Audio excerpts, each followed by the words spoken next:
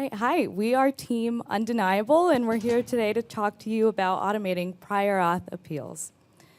So as we all well know, appealing denied prior authorizations sucks. It takes a ton of time, it's labor intensive and quite manual.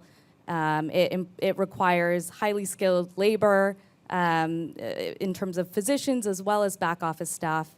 And this is particularly true for our primary care physicians and their teams who are already burdened and short on time, but they also carry the prescribing burden, the large majority of the prescribing burden for one of the highest growing prior auth volume categories, which is GLP-1s.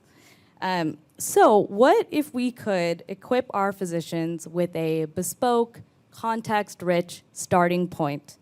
That's what Undeniable does today. It autocrafts your prior authorization appeal, cutting time per appeal from hours to minutes. Let's take a look at how this happens. Dr. Eric, take it away. Yes, so for the next 2 minutes, I will be a mock doctor, so excuse my nomenclature. So I'll be, starting off, maybe I'm doing doctor things in my browser, and then I get a notification from the Chrome extension to say, hey, this prior auth I set weeks ago, well, we finally processed it, and we can act on it now. So we open up the little panel, and we see Sarah Martinez has something ready to review. So we open it up, and we see, oh no, it's a denial, but that's okay. Undeniable has drafted an auto-generated appeal letter to give us a starting point. We have processed the original image, and then we've parsed it into text using OCR, regular methods, and we have this AI assistant. So one part of our design was, as we do regular chat stuff, which a lot of us are doing, could we run a lot of the tasks async in the background? So as we send off this message, it's triggering the backend to pull in other patient data and gather context, so it has a complete picture of the patient view. So we're able to take a patient example from the Arlo dataset, load it into Canvas, and then use the Phenomenal API to parse out some codes, as we see here.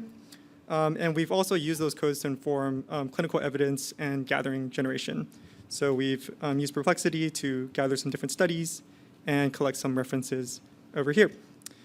So as we get to the letter, we might skim this letter and say, like, hey, actually, I know my patient Sarah pretty well, and she's been working a lot on improving her BMI. So maybe we can add that to the letter. So I can say, please include BMI in the letter. So we'll let that run.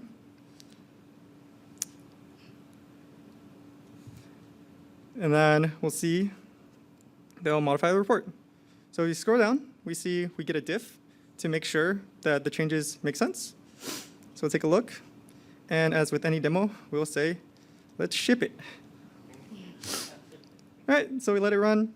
And then as with any demo, this is a proof of concept, but hopefully this could take the process of data scavenging, make it easier for clinicians, and reduce time from hours to minutes.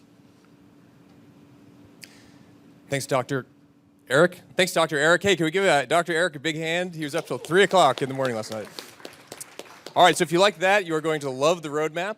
Today, we are laser focused on lowering costs for providers. We're doing this by automating research for appeals, by integrating with the EMR, the medical literature, the treatment guidelines. Tomorrow, we will both predict and improve the odds of success for prior authorizations and appeals, and along the way, helping providers get and maintain their gold card status.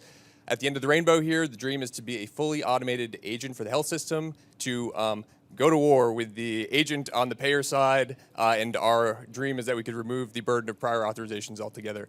Today we're looking for 15 for 15. We're not afraid to be aqua-hired. We'll be at the back of the room after the demo day. So thank you very much.